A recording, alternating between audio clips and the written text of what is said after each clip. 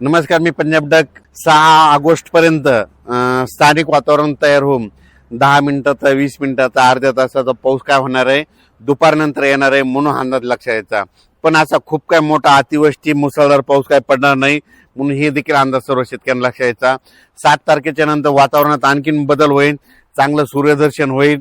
त्याच्यानंतर शेतकऱ्यांना कामं करण्यासाठी जवळपास 15 ऑगस्ट पर्यंत शेतकऱ्यांना कामे शेतीचे करण्यासाठी वेळ भेटणार आहे म्हणून अंदाज सर्व शेतकऱ्यांना लक्षात यायचा.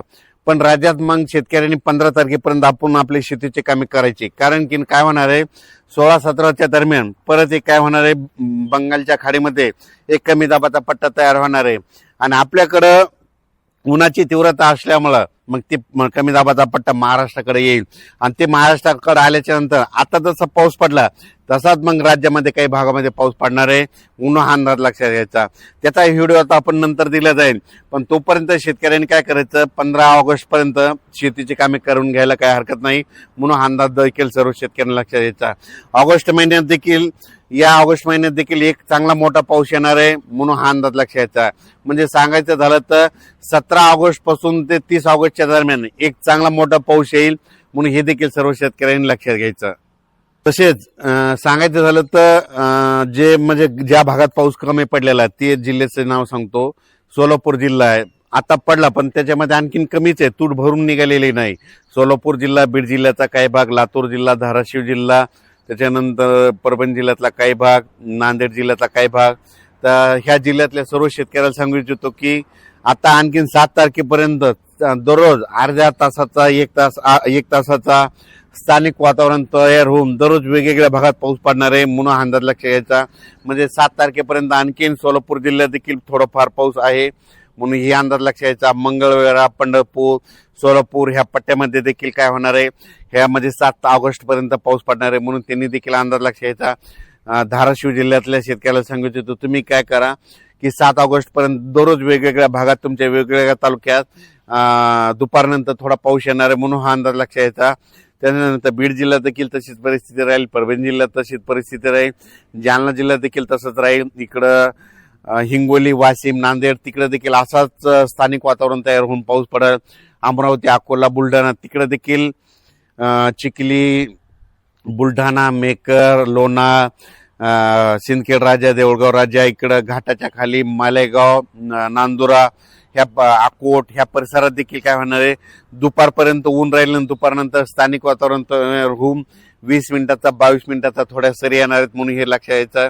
आणि त्याच्यानंतर राज्यातल्या शेतकऱ्याला सांगू इच्छितो की सध्या तरी आता मोठा पाऊस नाही, मग मोठा पाऊस कधी येईल की मग 15 ऑगस्टच्या नंतर, म्हणजे ते 17 ऑगस्ट ते 30 ऑगस्टच्या दरम्यान येणार म्हणून तोपर्यंत शेतीची कामे करून घ्यायला हरकत नाही.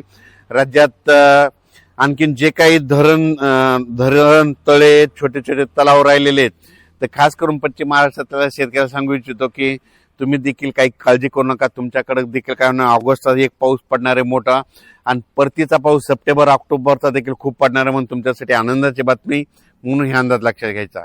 सोशल मीडियातून काय आलं की अशा अफवा येतात की खंड पडणार आहे. तर तुम्हाला सांगतो खंड म्हणजे कसं असतंय, समजा आजपासून जर खंड पडला तर महाराष्ट्रामध्ये कुठंच एक पावसाचा थेंब पडत नाही, त्याला खंड म्हणतात. पण तुम्हाला एक सांगू इच्छितो, 7-8 तारखेपर्यंत तर हे पाऊस असा थोडाफार चालूच राहणार आहे.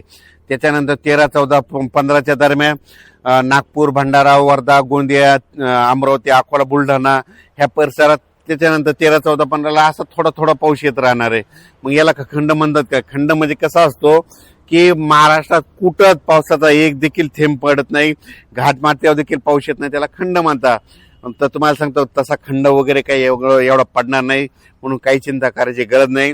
पाऊस असाच महाराष्ट्रामध्ये चालू राहील. फक्त काय होईल, आज या भागात, उद्या त्या भागात, परवा त्या भागात, असं करत करत 15, 16, 17 ऑगस्ट पर्यंत असाच पाऊस विखुरलेल्या स्वरूपाचा पडत राहील.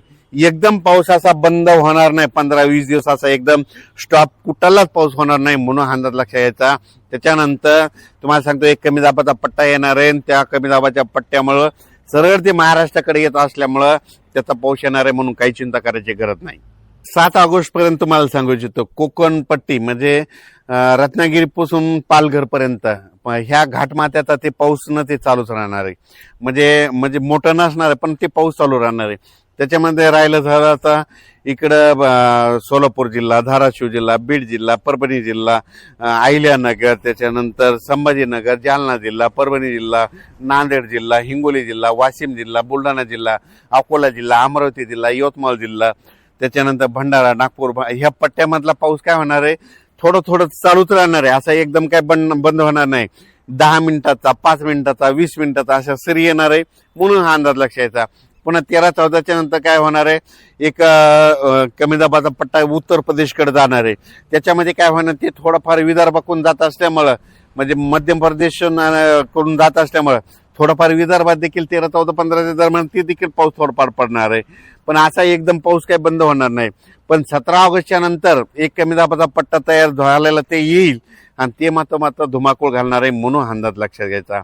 अचानक वातावरण बदल झाला तर परत एक मेसेज दिला जाईल. धन्यवाद.